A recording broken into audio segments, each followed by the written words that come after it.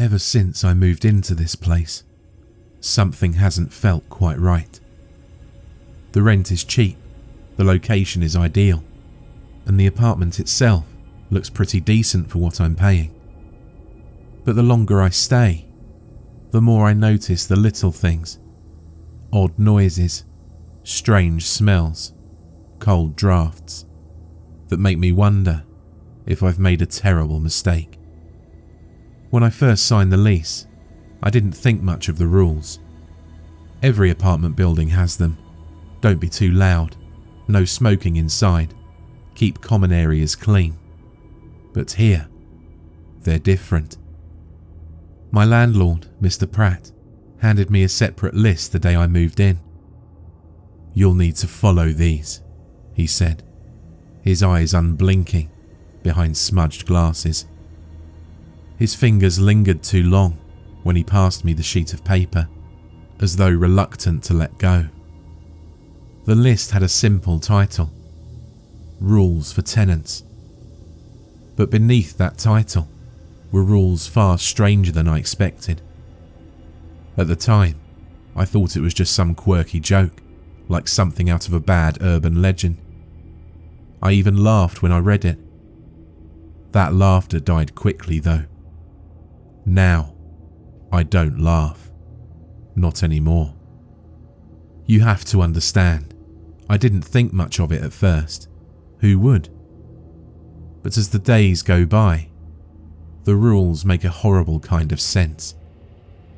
It's been 3 months now, and I'm starting to realise that the rules aren't just guidelines. They're survival instructions. Rule 1.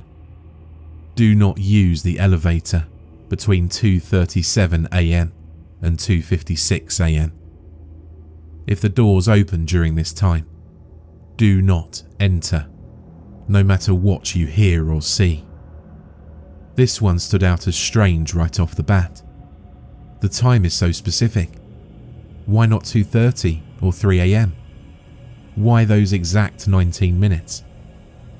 I've never been a night owl, so I figured it wouldn't be an issue. But curiosity got the best of me one night when I was up late watching TV. I glanced at the clock. 2:38 AM. I knew I shouldn't, but something about the silence of the building, the way the shadows stretched long across the floor, made me get up and press the button for the elevator.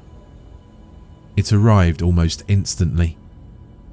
The doors slid open with that familiar hum, but as soon as they did, a cold, musty smell hit me, like wet earth. The inside of the elevator wasn't right either. It was wrong somehow.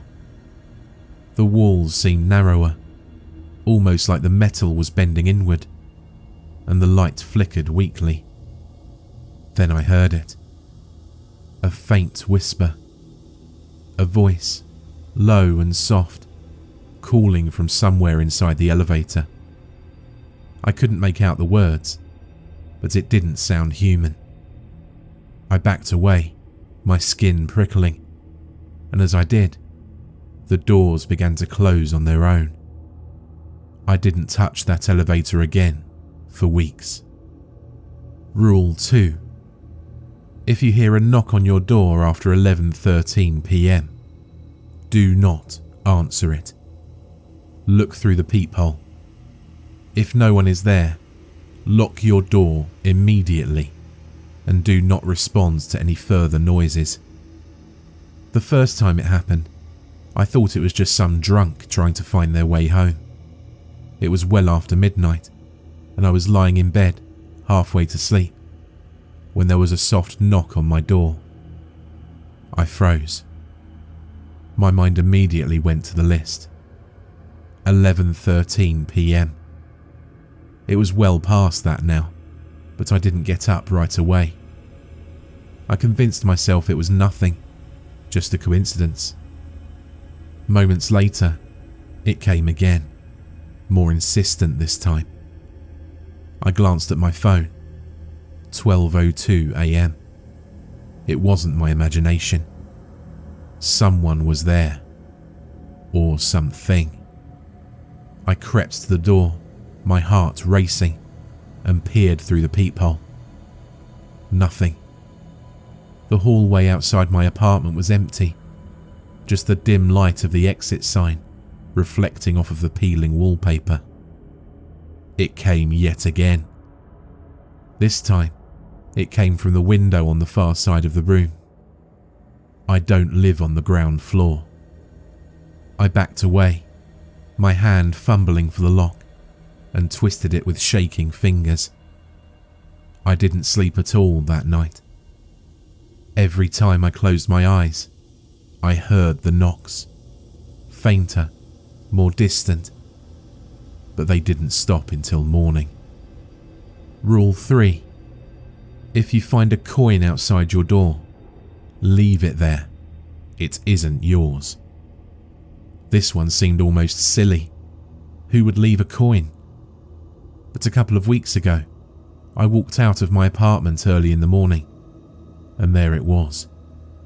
A dull, tarnished coin, sitting perfectly in the centre of my doormat. I bent down, reaching for it, but as my fingers hovered over the coin, I felt an electricity in the air. It was like something was watching me, waiting for me to make a move. I pulled my hand back and left the coin where it was. When I came back later that evening, it was gone. I never saw it again. Rule 4. If you hear crying from the apartment directly above yours between 1 a.m. and 3 a.m., do not investigate. I live on the top floor. For weeks, nothing happened. No knocking, no coins, no strange sounds. I almost started to think that the rules were just a weird gimmick the landlord used to scare off troublemakers. But then one night, I woke up to a sound that terrified me to my core.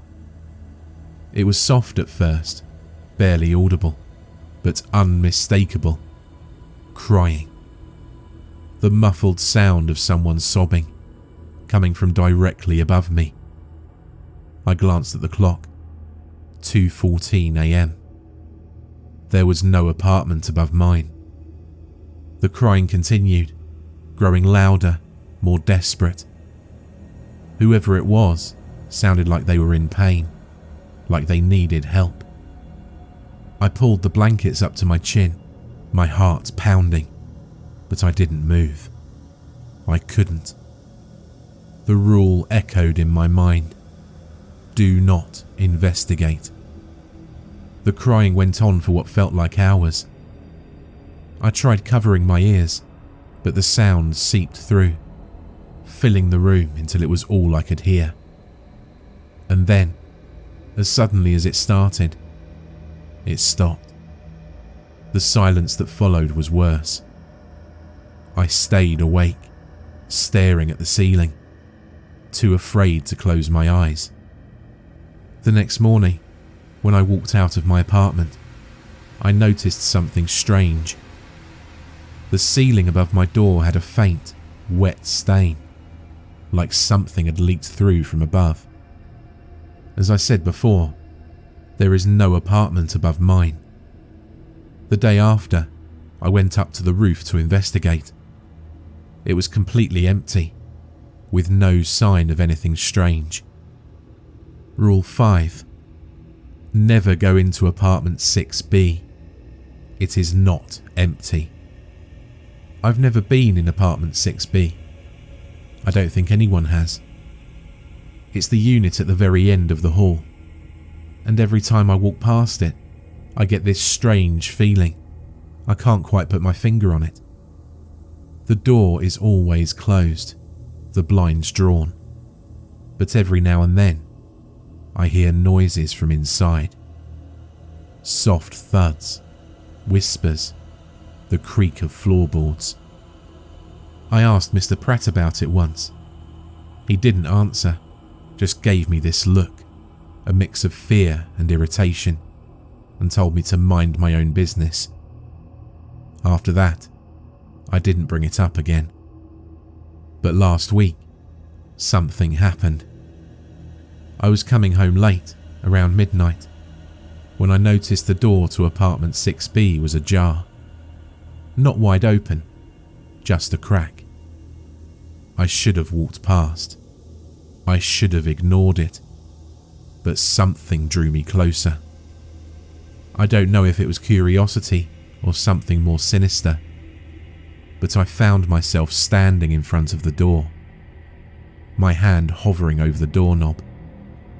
There was a sound from inside, a faint shuffle, like footsteps dragging across the floor. My pulse quickened and I leaned forward, just enough to peek through the crack. I wish I hadn't. There was nothing. No furniture, no lights, just darkness. But in that darkness, I saw something. A figure, tall and thin, standing motionless in the centre of the room, its head cocked slightly to one side. Its eyes were open. I stumbled back and slammed the door shut. I haven't been near apartment 6B since. Rule 6. Do not speak to the neighbours after dark. They aren't what they seem. I try to avoid my neighbours as much as possible. Most of them keep to themselves, and I've noticed that the building is oddly quiet for how many people supposedly live here. I've seen a few faces in passing, but they're always in a hurry, always avoiding eye contact. There's an older woman who lives 2 doors down from me, Mrs. Henderson. She's always been friendly, always smiled when we crossed paths. But last night, something changed. It was around 9 p.m, and I was coming back from the grocery store when I saw her standing by the elevator, staring at me. I smiled, gave her a small nod, but she didn't move. Her eyes followed me as I walked past, unblinking. Her lips parted slightly, as if she were about to speak. I sped up my walk, trying to get to the safety of my apartment as soon as I could. When I reached my door, I glanced back. Mrs. Henderson was still there, still staring. But this time, her head was tilted at an unnatural angle. Her neck bent too far to one side. I hurried inside and locked the door behind me. I didn't sleep that night. Rule 7. If you hear the sound of keys jingling outside your door in the middle of the night, stay perfectly still. Do not make a sound. It happened last night. I was lying in bed, trying to ignore the usual creaks and groans of the building, when I heard it. The soft jingle of keys just outside my door. The sound was slow, deliberate, as if whoever, or whatever, was on the other side of the door wanted me to hear it. I didn't move. I didn't breathe. The jingling grew louder, closer, until it was right outside my door. I could hear the soft scrape of metal against wood, the faint rustle of fabric. And then, silence. I lay there for what felt like hours, my muscles tense, waiting for the sound to return. But it didn't. When I finally worked up the courage to check the peephole, there was no one there.